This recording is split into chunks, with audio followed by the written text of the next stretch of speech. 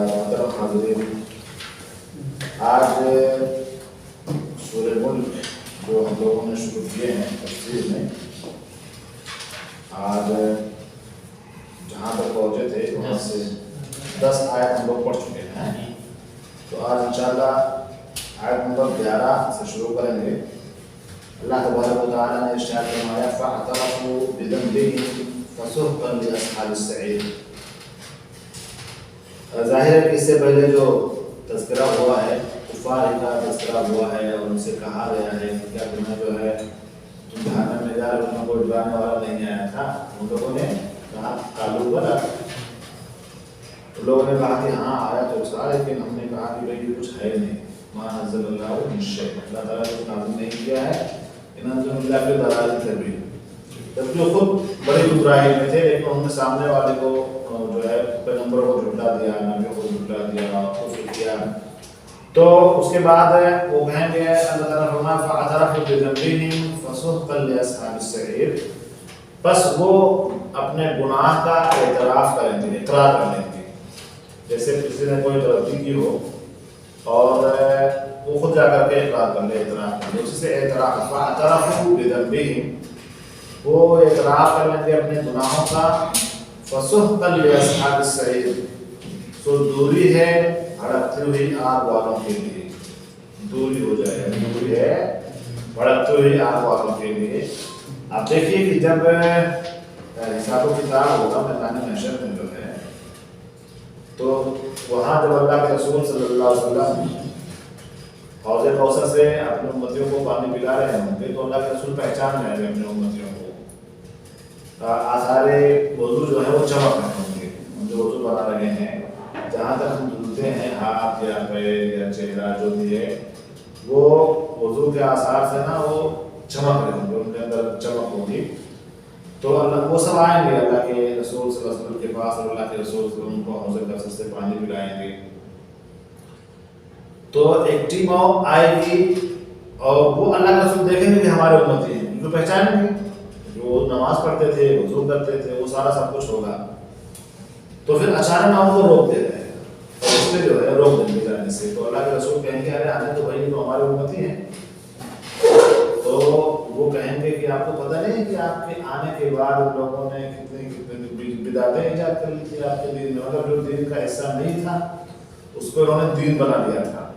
تو اللہ کے رسول کیا کہیں گے سحقا سحقا لمن بدل بعدی دینا، ایسے لوگ دور ہو جائیں، ایسے لوگوں کو دوری ہو جنہوں نے میرے آنے کے بعد یعنی دنیا چھوڑنے کے بعد میرے دین کے اندر بدعت ایجاد کر لی تھی، میرے دین کو بدل دیا تھا.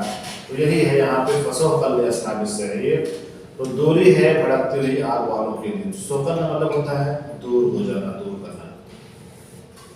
اب دیکھیں یہاں پہ اگر آپ غور کریں گے تو اللہ تبارک و تعالیٰ نے ارشاد فرمایا فاعترفوا بذنبهم. ذنب یہ مفرد ہے، اس کی جمع کیا ہے؟ ذنوب، گناہ اور گناہوں. تو گناہ واحد ہے، مفرد ہے، اور گناہوں جمع ہے. تو یہاں پہ استعمال کیا گیا صیغہ وہ ذنب کا ہے. فاعترفوا بذنبهم، وہ اپنے گناہ کا اقرار کریں گے. یہ نہیں فرمایا اللہ تبارک و تعالیٰ کہ وہ اپنے گناہوں کا اقرار کریں گے. سمجھ رہے ہیں نا؟ تو ایک ہی گناہ کو جہنم میں اصل لے جانے کے لیے کافی ہے. گناہ تو بہت زیادہ کیے ہوئے ہیں ہم لوگ، لیکن یہ جو ہے یہاں پہ جوگ در جوگ اور گروہ در گروہ جو ڈالا جا رہا ہے، وہ ان سے جب پوچھیں گے تو کیا کہیں گے؟ وہ لوگ فاعترفوا بذنبهم، اپنے گناہ کا اعتراف کر لیں گے. اور وہ گناہ کیا ہے کون بتائیں گے آپ لوگوں میں سے؟ وہ گناہ جس کا لوگ اقرار کریں گے وہ کیا بتا بتائیں؟ یہاں پہ جو اقرار کیا تم لوگوں نے اقرار کیا ہے، کس چیز کا اقرار کر رہے ہیں؟ اب آگے اوپر سے پڑھیں گے. انکار کیا.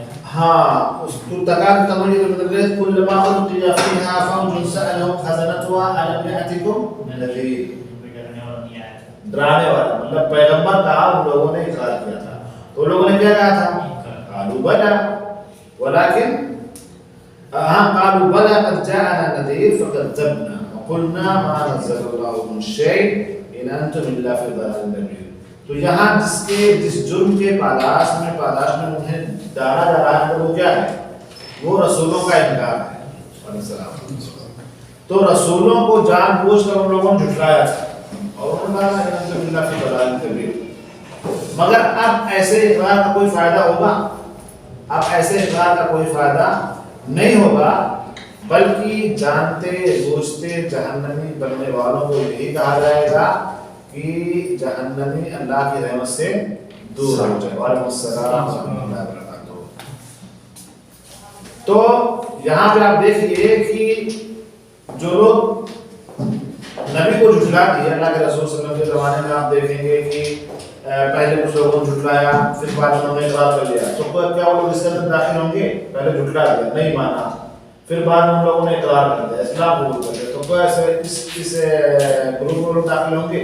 نہیں، بلکہ وہ جن کی موت ہی ہو گئی اس کے اوپر، جن کا انتقال ہوا، جن کا خاتمہ ہوا، کہ وہ اللہ کے رسول صلی اللہ علیہ وسلم کو جھٹلا دیا اور اسی کو ان کا خاتمہ ہو گیا، تو ان کو جھٹلانے کی وجہ سے جہنم میں ڈالا جائے گا. ان الذين يخشون ربهم بالغیب لهم مغفرة واجر کبیر. یقیناً جو لوگ اپنے رب سے بغیر دیکھے ڈرتے رہے. ان الذين يخشون ربهم بالغیب، غیب مطلب انہوں نے کوئی چیز غیبی ہے. ہاں شیخ کھانا بتا رہے 4 سال ہے. تو میں کہا تھا کہ اللہ تبارک و تعالیٰ نے اس آیت کے اندر فرمایا ان الذین یخشون ربهم بالغیب، کہ بے شک وہ لوگ جو اپنے رب سے بغیر دیکھے ہوئے ڈرتے ہیں. یعنی یہاں پہ اب یہ کہہ لیجیے کہ مومن کا تذکرہ ہو رہا ہے، ان کے لیے بڑی بخشش ہے اور بڑا. دیکھیں پچھلی آیات میں جہنمیوں کا ذکر تھا جو نہ تو اپنے رب سے ڈرتے تھے اور نہ ہی انہیں قیامت کے اوپر یقین تھا، ایمان تھا، اور نہ ہی انہیں اس بات کا خوف تھا کہ ان کی بدعمالیوں کی وجہ سے ان کو سزا دی جائے. ٹھیک ہے نا؟ کیونکہ وہ اندیکھی چیزوں پر ایمان لانے کے لیے تیار نہیں تھے.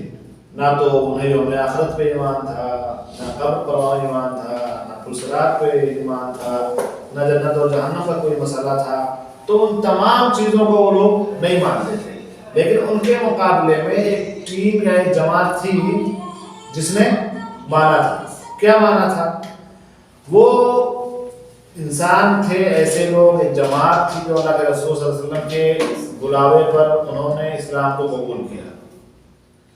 ان لوگوں کی طرح سے بزد نہیں رہے، ہٹ دھرم نہیں رہے، بلکہ جیسے ہی اللہ کے رسول صلی اللہ علیہ وسلم نے ان کو بلایا تو اللہ کے رسول صلی اللہ علیہ وسلم کے بلاوے پر یا رسولوں کے بلاوے پر یا اللہ تبارک و تعالیٰ کے جو برگزیدہ بندے تھے ان کی دعوت پر ان لوگوں نے ان تمام چیزوں کو مان لیا جو اندیکھی تھی، جس کو انہوں نے دیکھی نہیں تھی. جیسے کہ اللہ تبارک و تعالیٰ کے اوپر ایمان لانا.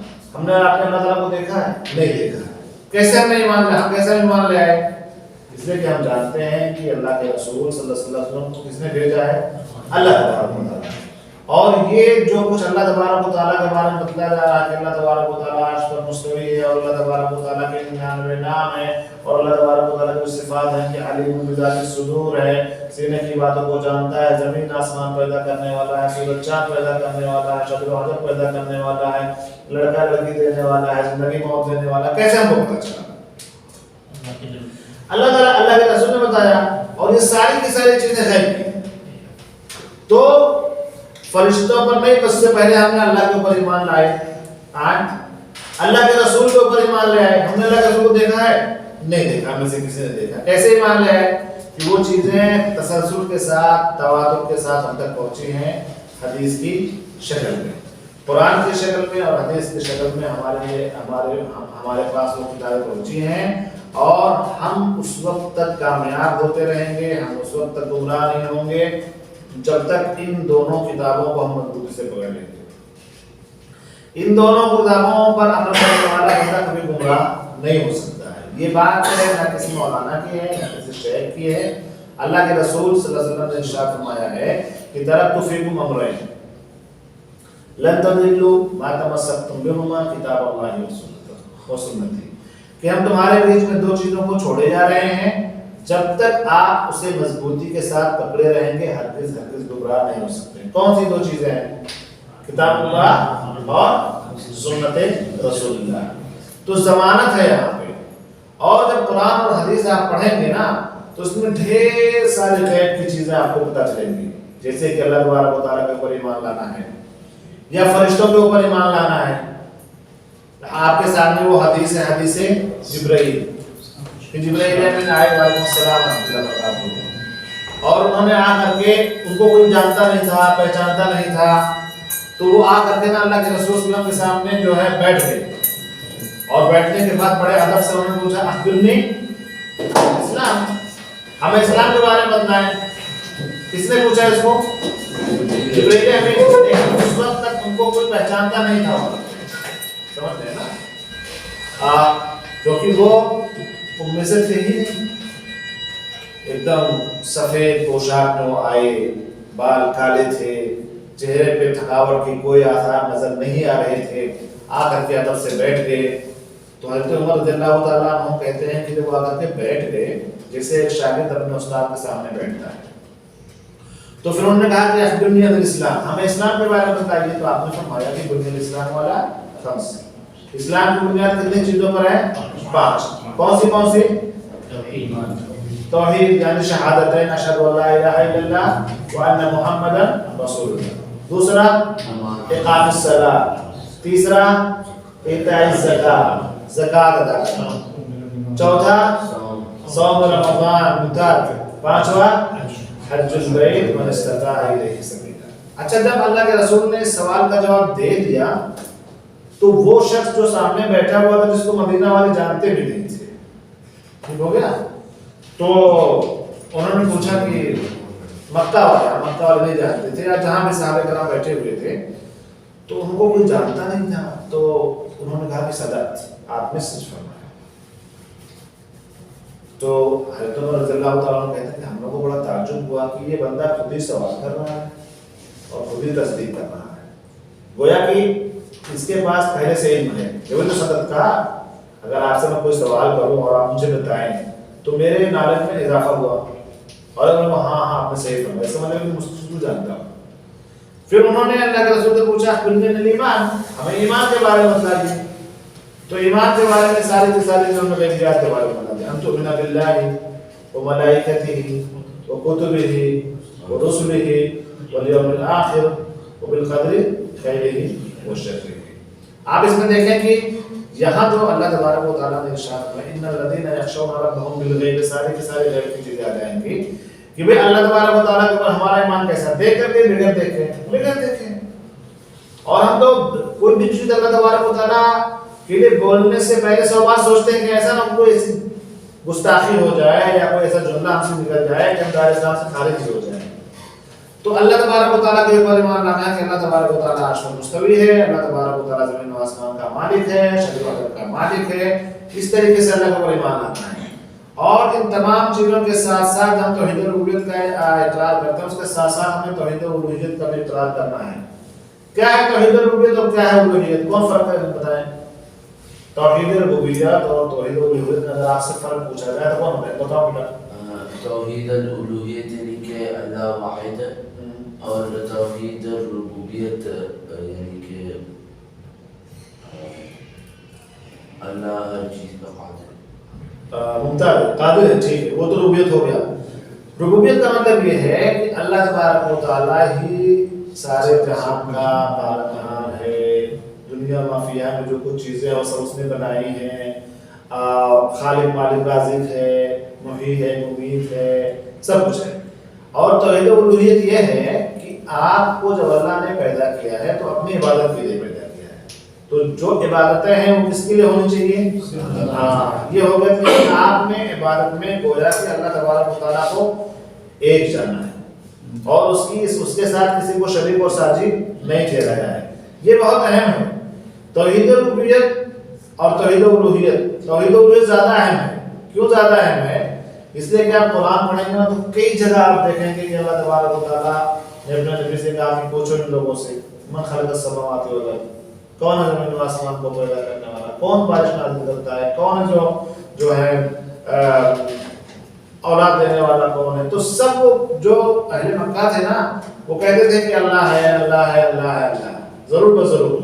لیکن وہ اگر وہ کسی مصیبت اور پریشانی میں پھنس بھی جاتے تھے تو بھی اللہ تعالیٰ کو یاد کرتے تھے کیونکہ ان کو پتا تھا کہ اس مصیبت اور پریشانی سے کون نکالے گا؟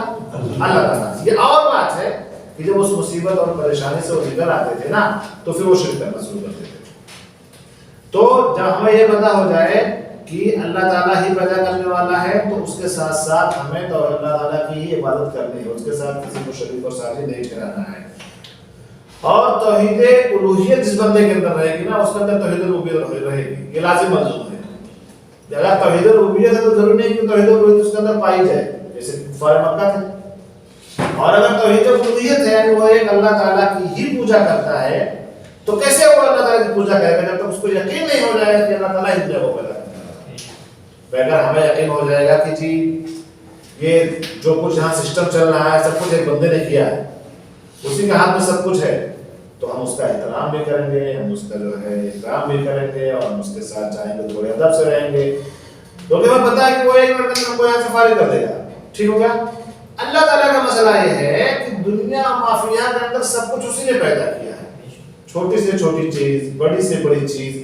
آپ آگے پڑھیں گے تو یہاں تک اللہ تبارک و تعالیٰ کی باریک باریک چیزوں کو جانتا ہے. اور ابھی نہیں, جب سے دنیا پیدا ہوئی ہے اور جب تک دنیا قائم رہے گی سب کچھ چونکہ لکھا جا چکا ہے. تو لکھنے والا کون ہے؟ بنانے والا کون ہے؟ تو جس نے لکھا ہے جس نے بنایا کیا وہ بات تو نہیں جانے گا. لیکن اللہ تعالیٰ کے پاس ہر چیز کا علم ہے. چھوٹے چھوٹے بچوں ان الذین یخشون ربهم بالغیب, اللہ تبارک و تعالیٰ پر بغیر دیکھے ایمان لائے. فرشتوں کے اوپر بغیر دیکھے ایمان لائے. فرشتوں کے بارے میں ہمیں کس نے بتایا؟ ظاہر اللہ کے رسول نے بتایا ہے کہ فرشتے کس چیز سے پیدا کیے گئے ہیں؟ نور سے پیدا کیے گئے ہیں. فرشتے اللہ تبارک و تعالیٰ کی اطاعت کرتے ہیں, نافرمانی کر ہی نہیں سکتے ہیں. تو فرشتوں کے اوپر ایمان لائے ہم, رسولوں کے اوپر ایمان لائے. اچھا فرشتوں میں کچھ فرشتے ایسے جن کا نام ہم کو پتا ہے جیسے کہ جبرائیل ہے, جیسے کہ میکائیل ہے, جیسے کہ اسرافیل ہے, جیسے کہ مالک ہے, جیسے کہ رضوان ہے اور بہت سارے فرشتے ہیں. لیکن کیا ہم انہی فرشتوں کو بارے میں جن کا نام جانتے ہیں؟ نہیں, بلکہ ہم تمام فرشتوں کو مانیں گے کہ اللہ تبارک و تعالیٰ کی ایک مخلوق ہے جو کثیر تعداد میں ہے, جو کثیر تعداد میں ہے اور اللہ تعالیٰ نے پیدا کیا ہے. اور اللہ تعالیٰ نے پیدا کر کے ان کے اندر صرف ایک صلاحیت رکھی ہے اللہ تبارک و تعالیٰ کی فرمان برداری, لا یعصون اللہ ما امرهم, کہ وہ اللہ تبارک و تعالیٰ کی فرمان برداری ہی کریں گے, نافرمانی نہیں کر سکتے ہیں. تو یہ بھی غیب کی بات ہے. ان الذین یخشون ربهم بالغیب, یا اس کے رسولوں پر حضرت نوح علیہ السلام سے لے کر کے نبینا محمد صلی اللہ علیہ وسلم تک جتنے نبی آئے ہم کو کیسے پتا چلا؟ ہم کو قرآن کے ذریعے سے پتا چلا, ہمیں احادیث کے ذریعے سے پتا چلا, ہم نے تو دیکھا نہیں ہے. تو غیبی چیزوں پر ایک بندہ ایمان لے آیا, یا اسی طرح سے یوم آخرت ہے, آخرت کے دن پر ایمان لانا ہے. بھائی کچھ لوگ کہتے ہیں کہ دنیا ہے فانی ہو جائے گی, کون کس کو دیکھا ہے, ختم ہو جائے گی, انجوائے کر لو, ایسا بولتے ہیں نا. دنیا چھوڑ کے چلے جانا, کون کس کو دیکھا, کون آنے والا ہے. نہیں, جیسا کہ بڑے دن لوگ کہتے ہیں کہ بس ایسے دنیا بنی ایسا ختم ہو جائے گی, تو ایسا نہیں ہے. تو ایک مومن کیا ہے, غیب کی باتوں پر ایمان لاتا, آخرت کو کس کا ایمان کہ یہ دنیا ہے, یہ دنیا دارالعمل ہے. یہاں اللہ تبارک و تعالیٰ نے ہمیں عمل کرنے کے لیے بھیجا ہے, ہمیں یہاں کھیتی کرنے کے لیے بھیجا ہے.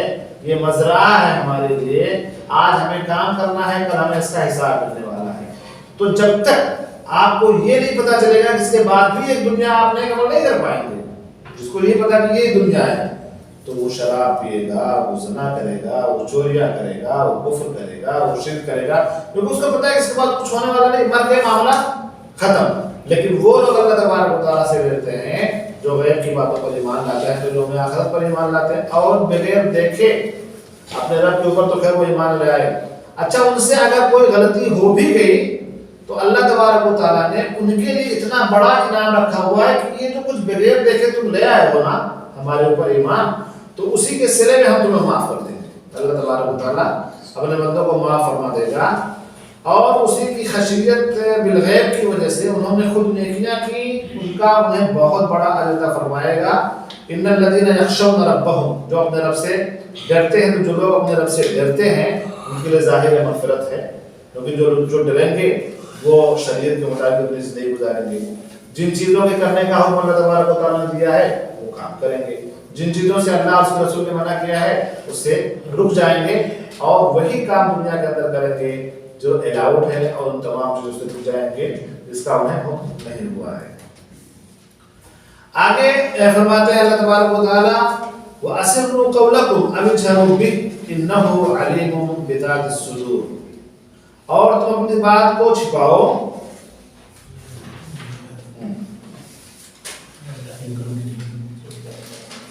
वअसरु कौलकुम अव जहरु बिही इन्नहु अलीमुम बिज़ातिस सुदूर। यहाँ अल्लाह तबारक व तआला ने ये कहा कि देखो तुम अपनी बात को छिपाओ या अपनी बात को जाहिर करो, सब बराबर है। अल्लाह तबारक व तआला के नजदीक सब बराबर है। इसीलिए कहा जाता है कि इंसान का एक रूप होना चाहिए लोगों के सामने और लोगों से मख्फी हो जाए तब। कि लोगों के सामने है तो बड़ा मुत्तकी, बड़ा परहेजगार बना हुआ, बहुत जो है रोजा नमाज की बात करता है, बहुत शरीयत की बात करता है, और जैसे ही तन्हाई में होता है तो सब कुछ पामाल कर देता है, सबको खत्म कर देता है। लोग उसे नहीं देख रहे हैं, लेकिन अल्लाह तबारक व तआला तो उसे देख ही रहा है। तो तुम अपनी बात को छुपाओ या उसे बुलंद आवाज पे करो, अल्लाह ऐलान करो, सब बराबर है। इन्नहु अलीमुम बिज़ातिस सुदूर। कौन है जो सीने की बातों को जानता है? अल्लाह तबारक व तआला। अलीम उसकी एक सिफत है और अल्लाह तबारक व तआला सीने की बातों को खूब जानने वाला है। इतने लोग बैठे हुए यहाँ पे, इतने लोग क्या पूरी दुनिया के लोग और जितनी मखलूक है सबके सीने में क्या राज है वो अल्लाह ताला जानता है। दुनिया का सबसे बड़ा इंसान, बहुत माहिर इंसान, आप उसके सामने उसको आपको बिठा दें या वो कहे कि क्या वो दावा कर सकता है कि मैं सबके सीनों की बातों को जानता हूँ? इतने लोग बैठे हुए हैं, एक दूसरे के ताल्लुक से कौन क्या किसको सोच रहा है किसी को पता नहीं है, लेकिन अल्लाह तबारक व तआला को इस बात का पता है कि आप क्या सोच रहे हो, क़यामत तक क्या सोचेंगे ये भी पता है अल्लाह तबारक व तआला को। ऐसा नहीं कि अभी क्या सोच रहे हैं, सब कुछ अल्लाह तबारक व तआला को पता है। आप देखें कि शुरू सूरत से अल्लाह ताला की उन कुदरतों का बयान हो रहा था। तबारकल्लज़ी बियदिहिल मुल्क व हुवा अला कुल्लि शैइन क़दीर, ये अल्लाह तबारक व तआला की कुदरत का बयान है।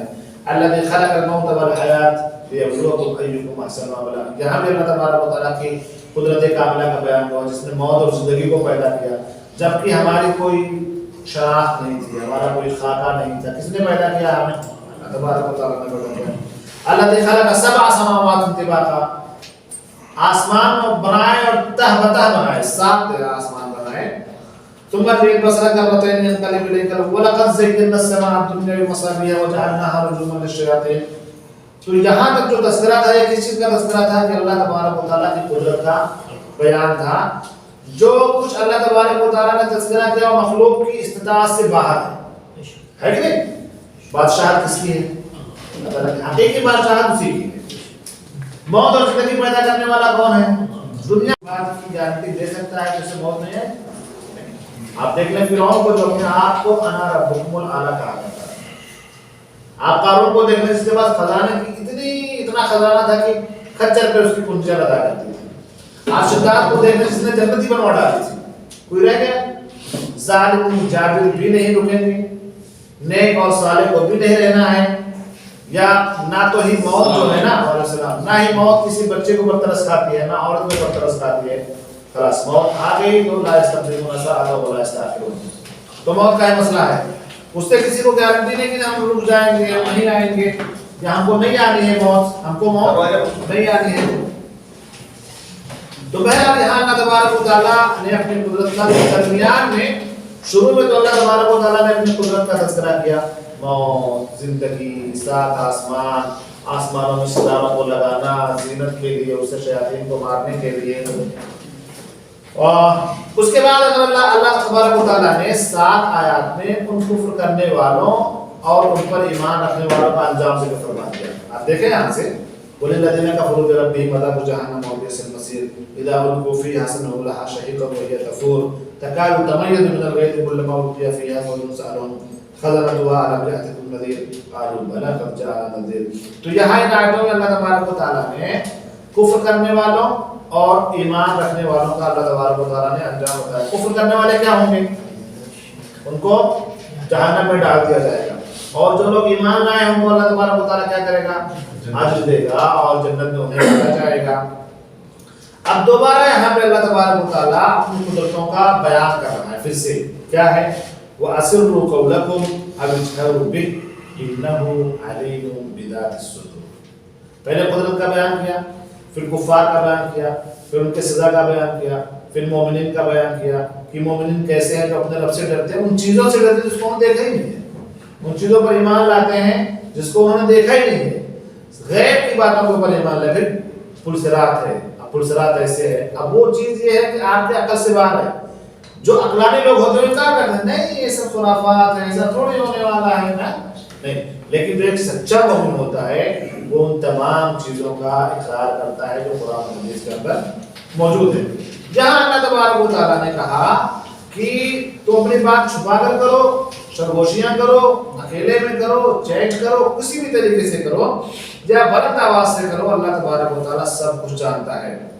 बल्कि सिर्फ जानता नहीं, इससे बढ़कर फरमाया इन्नहु अलीमुम बिज़ातिस सुदूर, वो सीने की बातों को जानता है, आपके इरादों को जानता है, आपकी नीयतों को जानता है।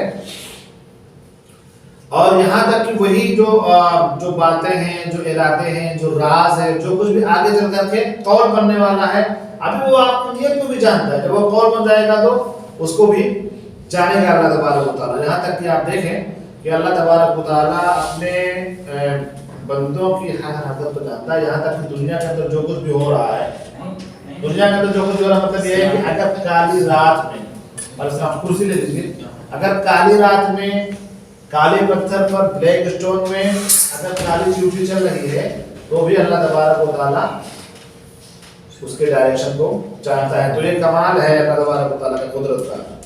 इन्नहु अलीमुम बिज़ातिस सुदूर। आप देखें कि हम लोग हैं, अगर कोई शख्स बात छुपाए जान पाएंगे? नहीं जान पाएंगे।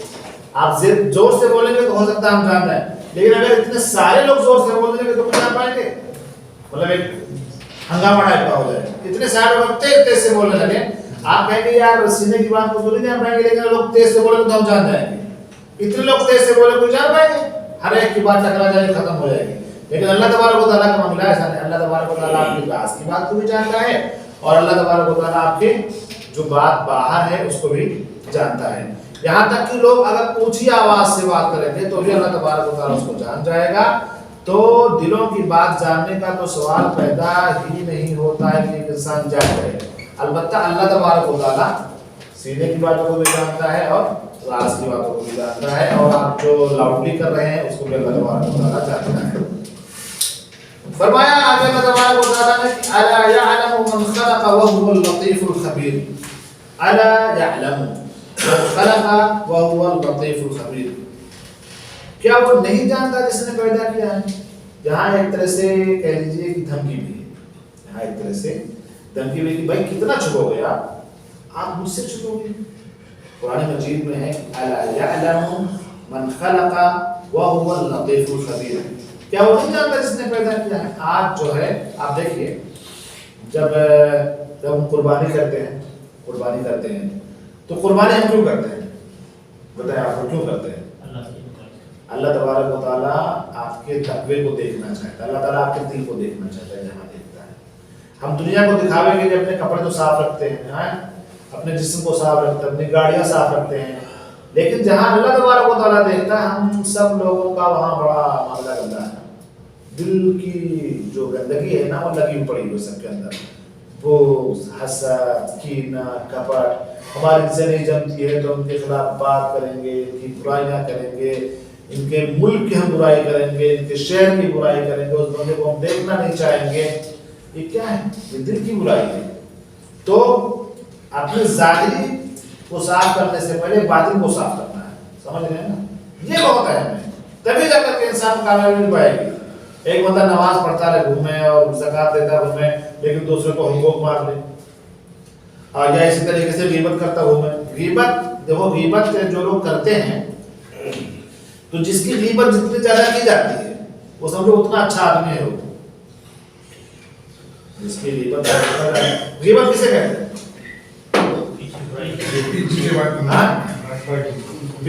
बात करना, और पीछे ऐसी बात करना। अगर अच्छी बात कर रहे हैं तो शैतान बहुत अच्छे आदमी तो अच्छा है भाई, کسی کے پیٹھ پیچھے اس کا تذکرہ کرنا ایسے القاب کے ساتھ، ایسے الفاظ کے ساتھ یا ایسی عبادتوں کے ساتھ جس کو ناپسند کرتا ہو، لیکن اگر وہ چیز اس کی پہچان بن گئی ہے، جیسے کوئی شخص ہے مثال کے طور پہ اس کی پہچان ہے یا بس قد ہے اور وہی اس کی پہچان بن گئی، جیسے ایک راوی عبد الرحمن، تو ان کی پہچان ہے العارج، وہ ذرا لگڑا کر کے چلتے تھے، تو جب ان کا تذکرہ عبد الرحمن العارج کہا جاتا ہے، ایسے بولے لگڑے کو دیکھو، ٹیپو ہے ٹیپو کو دیکھو، ایسے بولتا نا، تو ہم لوگ بہت کچھ کرتے ہیں، ایک تو ہم زبان سے غیبت کرتے ہیں، دوسرے ہم نظروں اشاروں سے بھی کرتے ہیں، اور غیبت چاہے کسی ایک شخص کی جائے یا کسی ایک ملک کی جائے، دونوں برابر ہے۔ ارے یار ہم لوگ ایسے ہوتے ہیں، حیدرآباد کے لوگ ایسے ہوتے ہیں، اب آپ نے پورا حیدرآباد کو ایک سائڈ میں کر دیا، یو پی والے ایسے ہوتے ہیں، بہار والے ایسے ہوتے ہیں، مطلب آپ نے سب کو جتنے بھی لوگ وہاں پہ ہیں ان میں کتنے متقی ہیں، پرہیزگار ہیں، تہجد گزار ہیں، آپ نے سب کو اٹھا کر کے پھر جلد میں ڈالا، جو کہ غلط ہے، نہیں ہونا چاہیے، اور جس بندے کی جتنی قیمت کی جائے گی سمجھو اس کے لیے اچھا ہے۔ ایسے ہے کہ جیسے آپ اکاؤنٹ میں ڈالیں پیسہ اور آپ کے اکاؤنٹ میں جا کر دوسرے اکاؤنٹ میں چلا جائے، تو آپ جس کی جتنی برائی کریں گے آپ کی نیکیاں اس کے ہاتھ چلتی چلی جائے گی، چلتی چلی جائے گی، آپ کو اس کا احساس بھی نہیں ہوگا۔ بہرحال کہنے کا مطلب یہ ہے نا کہ ظاہر اور باطن دونوں آپ کو ایک دم صاف رکھنا چاہیے۔ آپ دیکھو لطیف کا مطلب یہ ہوتا ہے کہ اللہ تبارک و تعالیٰ باریک بھی ہے، مطلب باریک سے باریک چیزوں کے اوپر اس کی نظر ہے۔ اسی لیے جو میں نے قربانی کا تذکرہ جملہ متحدہ کے طور پہ آ گیا تھا کہ آپ لوگ قربانی کرتے ہیں تو یہ سنت ابراہیمی جس کو اللہ تبارک و تعالیٰ نے تازہ کر رکھا ہوا ہے، اور ہم سے اس کا مطالبہ کیا گیا، فصل لربک وانحر، نشانیہ کا وہ لفظ۔ اب ہمارے یہاں جو قربانی کا سلسلہ ہے وہ عام طور سے مطلب کلی طور پہ تو نہیں کہہ سکتے ہیں کہ سب لوگ دکھاوے کے لیے کرتے ہیں، لیکن عام طور سے دکھاوا زیادہ ہوتا ہے کہ اگر ان کے یہاں 2 بکرا ہے تو ہمارا 3 بکرا رہے گا، اگر ان کا بکرا 50,000 کا ہے تو ہمارا 55 کا ہونا چاہیے، تاکہ آپ بیٹھ کر کے نقڑوں باہر کر سکیں۔ ہم 10 بکرا لائے ہیں تب 1 لاکھ کا حساب ہے، کس لیے ہم لائے ہیں؟ تاکہ لوگوں کے بیچ میں بات ہو سکے، اور آپ کی بات ہوگی، ہے نا؟ آپ دیکھیے کہ اللہ تعالیٰ کہتا ہے لن ینال اللہ لحومها ولا دماؤها ولكن يناله التقوى۔ اللہ تبارک و تعالیٰ کو بکرے کا تو نہ تو گوشت پہنچتا ہے نہ ہی اس کا خون پہنچتا ہے، صرف یہ تقویٰ پہنچتا ہے جو آپ کے دل میں، اور تقویٰ ہونا، تقویٰ یہاں ہوتا ہے دل میں۔ تو اس لیے ضروری ہے کہ آپ کا ظاہر اور باطن ہے، آپ اللہ تبارک و تعالیٰ کے راستے میں 1 ریال صدقہ کریں، 1 ریال، لیکن اگر آپ کے یہاں ریا اور نمود نہیں ہے، دکھاوا نہیں ہے، تو یہ 1 ریال آپ کا 1 لاکھ سے زیادہ بہتر ہے، کیونکہ 1 لاکھ ریال اللہ تعالیٰ کا خرچہ نہیں کرے راستے میں، اور وہ اس لیے خرچہ کرے تاکہ لوگ کہیں کہ ہم بڑا سخی قسم کا انسان ہے۔ آپ کو پتا ہے وہ حدیث بہت صحیح ہے کہ اللہ تبارک و تعالیٰ کے یہاں جب حساب و کتاب ہوگا تو 3 قسم کے لوگ لائے جائیں گے، ٹھیک ہو گیا؟ ایک بڑا مالدار قسم کا انسان لایا جائے گا، ایک وہ لایا جائے گا تو لڑتے لڑتے جس نے اپنی جان ہی گنوا دی، شہید لایا جائے گا، ایک بڑے عالم صاحب اور بڑے قاری صاحب لائے جائیں گے۔ تو اللہ تعالیٰ کہے گا کہ ہاں بھائی تم نے کیا کیا؟ تو کہیں گے اللہ تعالیٰ میں نے پوری زندگی پڑھنے پڑھانے میں لگا رہا، دنیا چھوڑ دی میں نے، علم کو حاصل کرتا رہا، علم کو عام کرتا رہا۔ تو چونکہ اللہ تعالیٰ علیم بذات الصدور ہے، سینے کی باتوں کو جانتا ہے، لطیف ہے، خبیر ہے، ہر چیز کو جاننے والا، علیم ہے، تو اللہ تعالیٰ سے تو بھاگ کر کہاں جا پاؤ گے نا، نہیں جا سکتے۔ تو اللہ تعالیٰ کہے گا نہیں آپ جھوٹ بولتے ہو، کدھر جھوٹ رہا ہے، تو نے علم اس لیے حاصل کیا یا علم کو تو نے لوگوں تک اس لیے پہنچایا تاکہ کہا جائے کہ بڑے قاری صاحب ہیں، بڑے شیخ صاحب ہیں، بڑے عالم صاحب ہیں، اس کے بعد فرشتوں کو حکم دے گا اس کو اٹھاؤ اور جہنم میں ڈالو۔ تو پوری زندگی وہ نیک کام کرتا رہا، لیکن اس کو ملا کیا رہا ہے، جزا میں کیا مل رہا ہے، جہنم میں ڈالا جا رہا ہے۔ کیوں ڈالا جا رہا ہے؟ اس لیے کہ اللہ تعالیٰ لطیف خبیر ہے، اللہ تعالیٰ آپ کے سینے کی باتوں کو جانتا ہے۔ اس لیے ہر عمل میں ضروری ہے کہ آپ نیت کو درست رکھیں۔ اگر نیت آپ کی درست نہیں ہے تو پھر اعمال جتنے بھی زیادہ کرتے ہیں اس کا کوئی فائدہ نہیں ہے۔ اعمال کثرت سے زیادہ مطلوب نہیں کہ آپ زیادہ نماز پڑھو، زیادہ روزہ رکھو، زیادہ حج کرو، زیادہ نہیں، اخلاص ہونا چاہیے۔ آپ صرف اس لیے وہ کام کرو کہ وہ اللہ تبارک و تعالیٰ آپ سے راضی ہو جائے، اللہ تعالیٰ خوش کرنے کے لیے۔ دوسری چیز یہ ہے کہ وہ عبادت جو آپ کر رہے ہیں نا، وہ عبادت اللہ کے رسول صلی اللہ علیہ وسلم کے بتائے ہوئے طریقے پر، یہ دوسری اہم شرط ہے۔ ایک تو اللہ تعالیٰ آپ سے راضی ہو جائے، اللہ تعالیٰ کو خوش کرنے کے لیے آپ عمل کریں۔ نماز ہم کیوں پڑھتے ہیں؟ اس لیے ہم سے مطالبہ کیا گیا ہے، وما خلقت الجن والانس الا ليعبدون، تو ہم اس لیے پڑھ سکتے ہیں کہ اللہ ہم سے راضی ہو جائے۔ ہم جس کے لیے پیدا کیے گئے ہوگا ہم کو کرنا ہے۔ ہم سعودی میں یہاں آئے کام کرنے کے لیے، ہم دن بھر رات بھر سوئیں گے تو کیا کرے گا؟ پھر ٹپا مار کے بھیج دے گا۔ تو ہم اس لیے نماز پڑھتے ہیں کہ اللہ تعالیٰ نے ہم کو پیدا کیا ہے، اسی لیے ہم اس فرض کو سمجھیں۔ اور دوسری چیز وہ عبادت ہم کو کیسے کرنی وہ بھی جاننی چاہیے، یہ نہیں کہ آپ کسی بھی طریقے سے کریں۔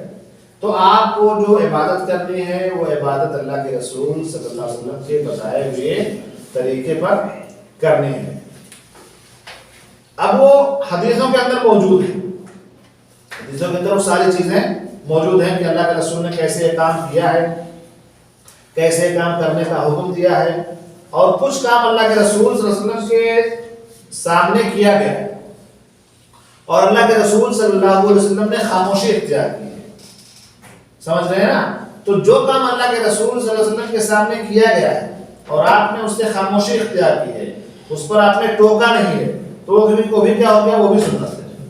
ایک تو سنت کی ایک قسم ہے قولی کہ آپ نے کہا ہے، ایک ہے فعلی کہ آپ نے وہ کام کیا ہے، تیسرا ہے تقریری۔ تقریری کا مطلب یہ ہے کہ وہ کام اللہ کے رسول صلی اللہ علیہ وسلم کے سامنے کیا گیا لیکن اللہ کے رسول صلی اللہ علیہ وسلم نے اس پر کوئی آبجیکٹ نہیں کیا، مطلب روکا نہیں کہ آپ غلط ہے۔ اور آپ لوگوں کا کیا خیال ہے کہ اللہ کے رسول صلی اللہ علیہ وسلم نے مصلحت کسی کام کو کرنے دیا ہوگا، صحابہ کرام کو خاموش رہے ہوں گے؟ نہیں، اللہ کے رسول کو نہ تو چندہ لینا صحابہ کرام سے، نہ کوئی چاپلوسی کرنی تھی ان کی۔ اللہ کے رسول تو شریعت کو مکمل کرنے آئے تھے نا صلی اللہ علیہ وسلم، تو آپ تو خاموش نہیں رہ سکتے ہیں۔ اللہ کے رسول صلی اللہ علیہ وسلم نہ کسی سے کوئی لالچ تھی، نہ اور کوئی مسئلہ تھا، نہ کسی سے قریب ہونا تھا، آپ کے اوپر شریعت مکمل کی گئی ہے۔ اور آپ دنیا دار بھی نہیں تھے صلی اللہ علیہ وسلم، آپ کے گھر میں مہینے مہینے فاقے ہو گئے، مہینے مہینے فاقے ہوئے۔ اگر اللہ کے رسول چاہتے دنیا کو تو دنیا جو چیز ہاتھ میں پکڑتے وہی سونا ہو جاتا، لیکن ایسا کچھ بھی نہیں تھا۔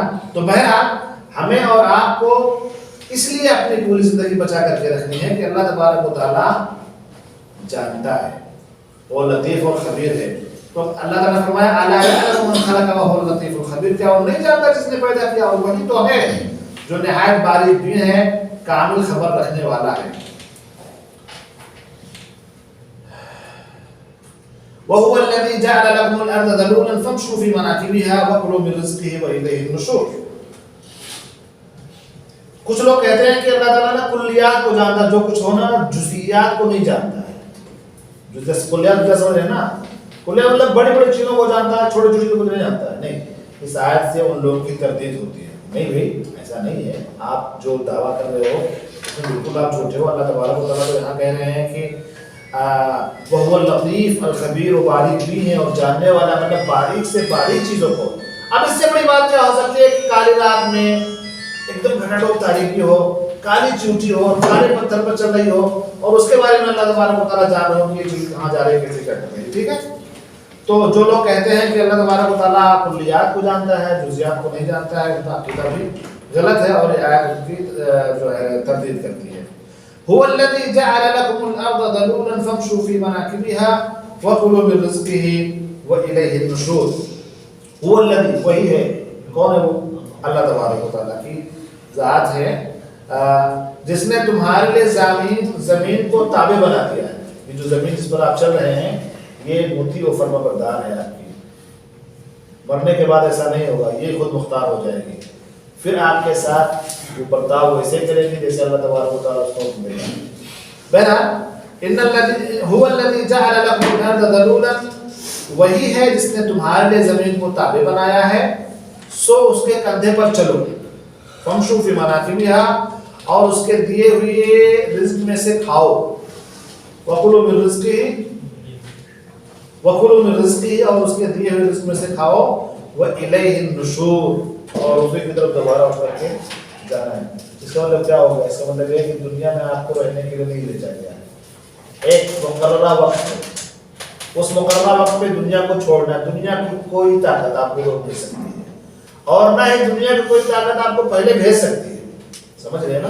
یہ عقیدہ اگر رکھیں گے نا تو آپ کا جو تعلق ہے وہ اللہ تعالیٰ سے اور زیادہ مضبوط ہو جائے گا، کہ دنیا کے اندر کوئی طاقت ایسی نہیں جو آپ کو نقصان پہنچا سکے۔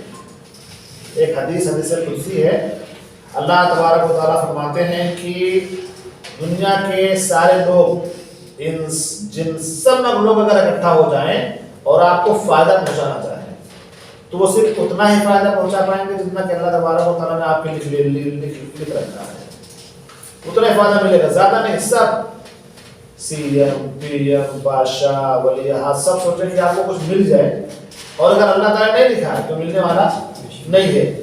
اور اس کے برعکس دنیا کے سارے لوگ آپ کے خلاف ہو جائیں، سب ایک طرف ہو جائیں اور یہ سوچیں کہ آپ کچھ نقصان پہنچا دیں، تو آپ کو اتنا ہی نقصان ہوگا جتنا کہ اللہ تبارک و تعالیٰ نے لکھ رکھا ہے۔ آپ دیکھو کہ اللہ کے رسول صلی اللہ علیہ وسلم جب مکہ میں آتے ہیں نا، تو وہ مکہ جو ایک دم آپ کا جو ہے، آپ کو امین کہتے تھے، آپ کو صادق کہتے تھے، یہاں تک کہ ان کے کوئی مسئلے ہوتے تھے تو اللہ کے رسول کے پاس آتے تھے، چلو وہ حل کروا لیں، ہے کہ نہیں؟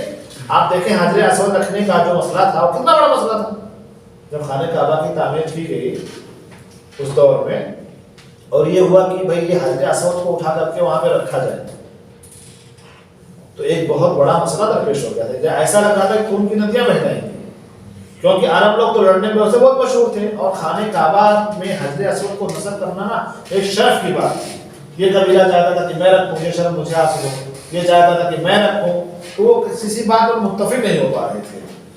تو بہرحال اتفاق یہ ہوا کہ آج رات سب لوگ چلے جائیں اور صبح آئیں۔ جب صبح آئیں گے تو جو قبیلہ پہلے آئے گا، یعنی جو بندہ پہلے آئے گا، وہی قبیلے کو حق حاصل ہوگا کہ اس خانہ کعبہ کو اٹھا کر کے وہاں پہ، مطلب حجر اسود کو اٹھا کر کے خانہ کعبہ میں نصب کر سکے۔ سب لوگ چلے تو گئے، لیکن پھر آنے کو سب کو جلدی تھی اور سب لوگ اپنے اپنے حساب سے جلدی آئے، لیکن سب سے پہلے وہاں کون موجود تھے؟ صلی اللہ علیہ وسلم۔ تو جب لوگ آئے وہاں پہ اور دیکھا کہ اللہ کے رسول یہاں موجود ہیں، تو ہونا کیا چاہیے تھے یار، دیر ہو گیا، ایسا تو ہونا چاہیے نہیں، کسی کو تکلیف نہیں ہوا، سب خوش ہوئی، مطلب اپنے دیر سے آنے پہ تکلیف نہیں ہو رہی ہے، اللہ کے رسول صلی اللہ علیہ وسلم کو دیکھ کر کے خوشی ہو رہی ہے، اور سب کہہ رہے ہیں کہ جا امین، امین موجود ہے، امین موجود ہے، وہی مسئلہ۔ تو آپ دیکھیں اللہ کے رسول صلی اللہ علیہ وسلم نے، جو مکہ والے آپ کے باغی ہو گئے تھے نبوت کے بعد، وہ مکہ والے دیکھ کر کے خوش ہو رہے ہیں، اور اللہ کے رسول نے اس معاملے کو حل بھی کیا، ایک چادر لایا، اللہ کے رسول چادر لائے اور آپ نے بچھا دیا، حجر اسود کو اٹھا بیچ میں رکھ دیا، اور جتنے قبیلے کے لوگ تھے سب سے کہا کہ یہاں پکڑ لو، یہاں پکڑ لو، یہاں پکڑ لو، یہاں پکڑ لو، یہاں پکڑ لو، تو سب کو پکڑا دیا چادر اور لے کر کے گئے، اور آپ صلی اللہ علیہ وسلم نے حجر اسود کو اٹھایا اور اپنے ہاتھ سے نصب کر دیا۔ تو کتنا بڑا مسئلہ اللہ کے رسول صلی اللہ علیہ وسلم نے حل کر دیا۔ تو پہلا یہ جو زمین ہے نا، میں کہہ رہا تھا هو الذی جعل لکم الارض ذلولا فامشوا فی مناکبها، تو اس کے کندھے پر چلو، تمہاری پکڑ فرمانبردار بنا دی گئی، لیکن ابھی اللہ کا حکم وہاں ہوگا تو بہت سخت ہو جائے گی۔ اسی کے بارے میں، زمین کے بارے میں ہے کہ انسان کا جب انتقال ہو جاتا ہے، دنیا سے جب چلا جاتا ہے، تو وہی زمین جس کے اندر قوت گویائی نہیں، زمین بول نہیں سکتی ابھی، تو وہی زمین کو اللہ تبارک و تعالیٰ قوت گویائی دے دے گا، اور اس زمین اگر وہ بدبخت ہے، اگر وہ کافر و مشرک ہے، اگر اس نے کفر کیا ہے، انکار کیا ہے، رسولوں کو جھٹلایا ہے، نئے کام نہیں کیے ہیں، تو اس سے گویا ہوگی، اس سے کہے گی کہ جتنے بھی لوگ میرے سینے پہ چلتے تھے، سب سے بدکار اور ناپسندیدہ انسان تو تھا، بہت اکڑ کے چلتا تھا، تیرے اندر اکڑ بہت زیادہ تھی، آج تو میرے قبضے میں آیا، دیکھ میں تیرے ساتھ کیا سلوک کرتی ہوں۔ تو وہ جو قبر میں ہم دفن کر کے آتے ہیں نا، وہ قبر ایسے مل جائے گی، پسلیاں ادھر سے ادھر ہو جائیں گی، دردناک عذاب دیا جائے گا، لیکن اگر نیک ہے اور صالح ہے تو وہی کہے کہ تو بڑا پسندیدہ انسان، بڑا نیک تھا، بڑا لگن تھا، بڑا نرم مزاج تھا، تو نے تو بہت پیر اٹھا کر کے، مطلب بہت نرمی سے میرے اوپر رکھتا تھا، آج دیکھ میں تیرے ساتھ کیا سلوک کرتے ہیں۔ پھر اٹھا حد نگاہ کشادہ ہو جائے گی، جنت کی کھڑکیاں کھول دی جائیں گی، فرش بچھا دیے جائیں گے، اور اسے سو جائے گا، آرام سے وہ سو جائے گا۔ تو یہاں پہ آپ دیکھیں کہ ذلولن کا مطلب ہوتا ہے کہ جو تمہارے تابع ہو جائے، جو فرما بردار ہو جائے، جو شرکسی نہ کرے۔ اسی لیے آپ دیکھیں کہ جانور مرغی و فرما بردار ہوتا ہے، ہاتھی کتنا بڑا جانور ہے، لیکن پہلوان کا فرما بردار ہوتا ہے، سوٹ پہ اٹھا کر کے اسے بچھا دیتا ہے، جب تک وہ اس کا مرغی و فرما بردار ہو، جب بگڑتا ہے تو صرف رضوان کو نہیں مارتا ہے بلکہ مجمع کو بھی کاٹ ڈالتا ہے۔ تو آپ دیکھیں کہ اللہ تبارک و تعالیٰ نے زمین کو دیکھیں کہ زمین کو کس قدر بنایا ہے کہ اس میں نا پہاڑ، جو پہاڑ آپ دیکھ رہے ہیں، پہاڑ جتنا اونچا اتنا نیچا ہے۔ کھوٹا دیکھا کھوٹا آپ لوگوں نے؟ دیہات کے ہو کہ شہر کے ہو آپ؟ کھوٹا پتہ ہے کھوٹا؟ کھوٹا تو یہ جو پہاڑ ہے اللہ تبارک و تعالیٰ نے زمین میں اس کو کھوٹے کے طور پہ استعمال کیا ہے۔ ورنہ اگر پہاڑ نہ ہوتے تو یہ زمین ہمیشہ کیا ہوتی؟ ہلتی رہتی، پھر وہاں پہ چلنا پھرنا بڑا مشکل ہو جاتا۔ تو اللہ تبارک و تعالیٰ نے اس کو نہ تو لوہے کی طرح سخت بنایا زمین کو، لوہے کی طرح سخت نہیں ہے بلکہ بہت لگین ہے، اور اگر لوہے کی طرح سخت ہو تو کچھ اگتا ہے؟ یہاں پہ لوہے کو کچھ اگتا ہے؟ دیکھا نہیں اگتا، نہ عمارتیں بن پاتی، نہ نہریں کھودے جاتے، نہ کنواں کھودا جاتا، نہ انسان اور جانور کے رزق کا انتظام ہوتا، کھیتی کہاں سے ہوتی، لاہی کہاں سے پیدا ہوتا، گیہوں کہاں سے آتا، آٹا کہاں سے آتا، تو بہرحال انتظام نہیں ہوتا۔ اور اگر اللہ تبارک و تعالیٰ اس کو ضرورت سے زیادہ نرم بنا دیتا تو بھی پرابلم تھا، اگر بہت زیادہ سخت بنا دیتا تو پرابلم تھا، اور اگر بہت زیادہ نرم بنا دیتا تو بھی پرابلم تھا، جو بھی پیر رکھتا اندر گھستے ہوئے چلا جاتا۔ تو ایسا بھی اللہ تبارک و تعالیٰ نے نہیں بنایا۔ تو اگر نرم بنا دیتا تو ہی مسئلہ تھا، اور اگر سخت بنا دیتا تو ہی مسئلہ تھا۔ تو اللہ تبارک و تعالیٰ نے اس کو اپنے حساب سے بنایا۔ آپ دیکھیں کہیں پہ ریتیلی زمین ہے، تو کہیں پہ پہاڑی زمین ہے، تو کہیں پہ بہت زرخیز زمین ہے، کچھ بھی دانہ ڈال دو تو ماشاءاللہ وہاں پہ لہجا جاتی فصلیں۔ اور مشرک جو قوم ہے اس کی آپ تمقی دیکھیے کہ اللہ تعالیٰ نے جس چیز کو انسان کے تابع کیا انہوں نے اس کو کیا کہہ دیا؟ دھرتی ماں۔ زمین کو کیا بولتے ہیں جو لوگ کفار مشرکین ہیں؟ انہوں نے اس کو اپنا ماتی بنا لیا، معبود بنا لیا، اور اس کی پوجا کرنے لگے۔ وَكُلُوا مِن رِزْقِهِ، اور اس کے دیے ہوئے میں سے کھاؤ، یعنی اللہ تبارک و تعالیٰ نے جو رزق دی ہے مگر آزادی سے نہیں، بلکہ یہ سمجھتے ہوئے کہ اس کا دیا ہوا کھا رہے ہو اور آخرکار تمہیں اپنے رب کے سامنے حاضر ہونا ہے۔ ٹھیک ہو گیا؟ کچھ لوگ کہتے ہیں ہمارا پیسہ ہم جیسے چاہے ویسے خرچ کریں، نہیں، پیسہ آپ کیسے کما رہے ہو اس کا بھی حساب دینا ہے، اور آپ نے کما لیا تو کیسے خرچ کر رہے ہو بھی آپ کو حساب دینا ہے۔ دونوں چیزیں ہیں اس دنیا کے اندر۔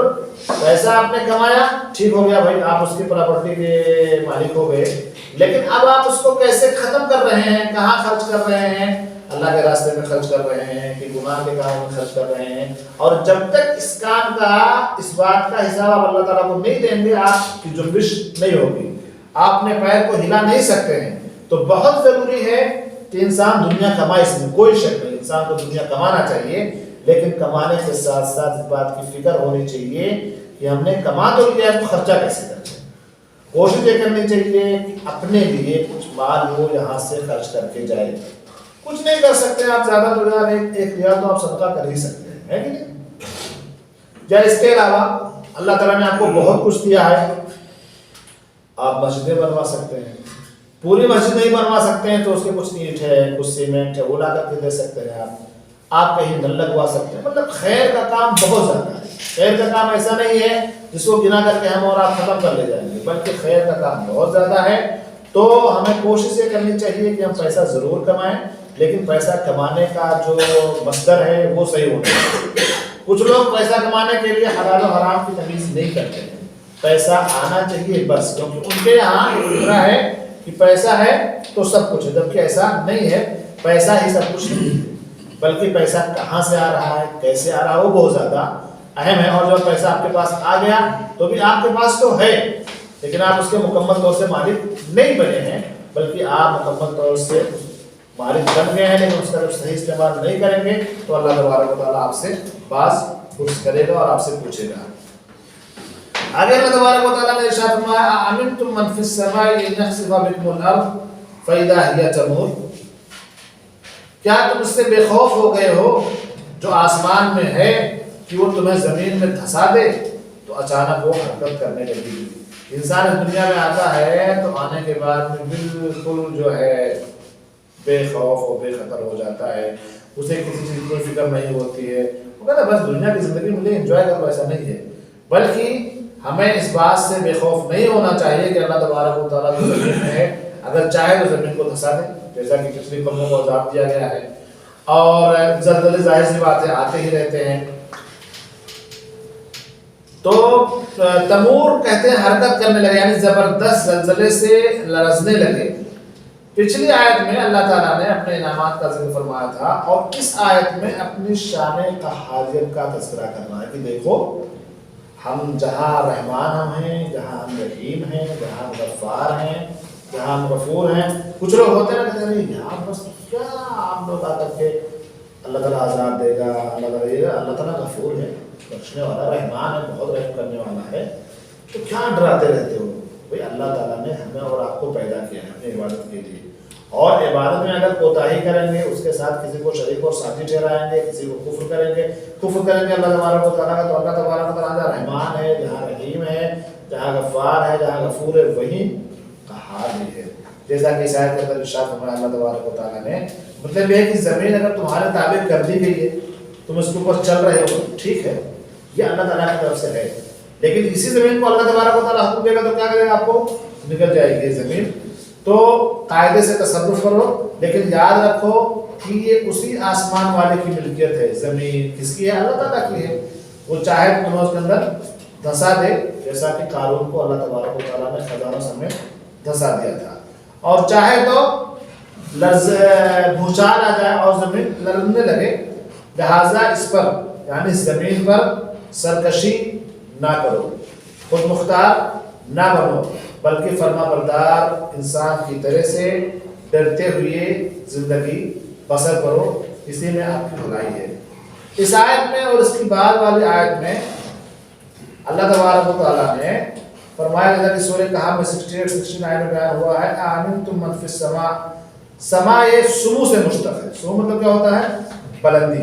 سمو کا مطلب ہوتا ہے بلندی، ہر وہ چیز جو اوپر ہو ہے سما کہہ دیتے ہیں اس کو، سما یعنی سما جو ہے نا سمو سے مطلب بلندی، اسی لیے جو آسمان کہاں اوپر ہے کہ نیچے ہے؟ اوپر ہے۔ ان دونوں آیات سے صاف ظاہر ہے کہ اللہ تعالیٰ کی ذات اوپر کی طرف ہے۔ اللہ تعالیٰ کی ذات کہاں ہے؟ اگر میں آپ لوگوں سے پوچھوں کہ اللہ تعالیٰ کہاں ہے تو کیا کہیں گے؟ فی السماء۔ تو سما میں ہے تو ہم لوگ کو جانتا کیسے کہ ہم لوگ کیا کر رہے ہیں؟ ہاں بھائی، کسی پر کوئی سوال ہے؟ اگر یہ کہا جائے کہ اللہ تعالیٰ ہر جگہ حاضر ناظر تو صحیح کی غلط ہے؟ صحیح ہے علم کے اعتبار سے، لیکن ذات کے اعتبار سے اللہ تعالیٰ کہاں ہے؟ اوپر ہے، عرش پر مستوی ہے۔ ایک لوڈی لائی گئی اللہ کے رسول کے پاس، تو جو لوڈی لے کر کے آئے انہوں نے کہا کہ اللہ کے رسول سے اختبار لیجئے، تو اللہ کے رسول نے کہا کہ اللہ کہاں ہے؟ تو کہا اوپر ہے۔ تو آپ نے کہا اس کو آزاد کر دیا، یہ مومنہ ہے، انہا مومنہ۔ تو اللہ تعالیٰ کہاں ہے؟ عرش پر ہے، لیکن علم کے اعتبار سے اس کا علم ہر جگہ منتشر ہے، اور وہ علم کے اعتبار سے سب کچھ جان رہا ہے کہ اللہ تبارک و تعالیٰ کے علم میں ہے کہ کہاں کیا کچھ ہو، پوری دنیا کے اندر، زمین و آسمان کے اندر کیا کچھ ہو رہا ہے، اللہ تبارک و تعالیٰ اس چیز کو جانتا ہے۔ قرآن مجید نے کئی مقامات پر رحمان کا عرش پر ہونا بیان فرمایا ہے کہ نہیں؟ وہی جو حدیث میں نے تذکرہ کیا کہ معاویہ ابن حکم سلمی رضی اللہ تعالیٰ عنہ رسول اللہ صلی اللہ علیہ وسلم سے اپنے لوڈی کے متعلق پوچھا کہ کیا میں اسے آزاد کر دوں؟ تو آپ نے فرمایا کہ اتنی بھی ہے، اس کو لاؤ ہمارے پاس، دیکھو کیا مسئلہ ہے۔ میں اسے آپ کے پاس لے کر آیا تو آپ نے اس سے پوچھا این اللہ، اللہ تعالیٰ کہاں ہے؟ اس نے کہا فی السماء، آسمان میں ہے۔ آپ نے فرمایا من انا، اس کا امتحان لے رہے تھے کہ بھئی کیسی ہے، یہ مومنہ ہے کہ کافرہ ہے، تو فرمایا من انا، میں کون ہوں؟ اس نے کہا انت رسول اللہ، آپ اللہ کے رسول صلی اللہ علیہ وسلم ہیں۔ تو آپ صلی اللہ علیہ وسلم نے فرمایا اعتقها فإنها مؤمنہ، اسے آزاد کر دو، یہ کیا ہے؟ مومنہ ہے۔ تمام سلف صالحین کا یہی عقیدہ ہے۔ بعد کے لوگ جو یونانی فلسفے سے متاثر ہو گئے، انہوں نے اللہ تعالیٰ کی صفت علو یعنی اللہ تبارک و تعالیٰ اوپر ہے، اس کا انہوں نے انکار کر دیا، لیکن جو ہمارے اسلاف ہیں، سلف، صحابہ، تابعین، تبع تابعین اور جو بھی ہیں ائمہ کرام، محدثین نظام، ان سب نے یہی کہا ہے کہ اللہ تبارک و تعالیٰ عرش پر مستوی۔ صرف ان کا کہنا نہیں ہے، بلکہ قرآن میں کئی جگہ شہادت الرحمن علی العرش रहमान अर्श पर मुस्तवी है। जब इमाम मालिक रहमतुल्लाह अलैह से पूछा गया निमल इस्तिवा, इस्तिवा क्या है, तो उन्होंने क्या कहा, अल इस्तिवा मालूम, इस्तिवा मालूम है कि अल्लाह ताला अर्श पर जलवा अफरोज है, वल कैफ मजहूल, कैफियत उसकी क्या है, मजहूल, अननोन, नहीं कोई जानता है कि कैसे अल्लाह तबारक व तआला अर्श पर जलवा अफरोज है, बादशाहों की तरीके से नहीं, बल्कि जो अल्लाह तबारक व तआला के शान शान है उस तरीके से अल्लाह तबारक व तआला जलवा अफरोज है। वल ईमान बिही वाजिब, वल ईमान यानी इस पर ईमान लाना वाजिब है, जो ईमान नहीं लाता वो गुनहगार है। जो ये कहता है कि अल्लाह ताला हर जगह अपनी जात के एतबार से मौजूद है, वो गोया कि अल्लाह तबारक व तआला की इस सिफत का इनकार कर रहा है कि अल्लाह तबारक व तआला अर्श पर नहीं है, बल्कि अल्लाह तबारक व तआला हर जगह है। इल्म के एतबार से अल्लाह तबारक व तआला हर जगह है, इसमें कोई शक नहीं है कि अल्लाह तबारक व तआला आलिमुन बिज़ाति सुदूर है। तो अल ईमान बिही वाजिब व सवाल वन्हु बिदअ, सवाल करना उस ताल्लुक से बिदअत है और हमें उस ताल्लुक से सवाल नहीं करना चाहिए। तो यहीं पर अपनी बात को ख़त्म करते हैं। अल्लाह ताला से दुआ करते हैं कि अल्लाह तबारक व तआला हमें और आपको सबको कुरान और हदीस को समझकर पढ़ने की तौफीक अता फरमाए और उसे सल्फ़े सालिहीन ने जैसे समझाया है उस तरीके से समझकर पढ़ने की और उसके ऊपर अमल करने की तौफीक अता फरमाए। सल्लल्लाहु अला नबीना मुहम्मद व अला आलिहि व सहबिहि वसल्लम। अस्सलामु अलैकुम व रहमतुल्लाहि व बरकातुहू।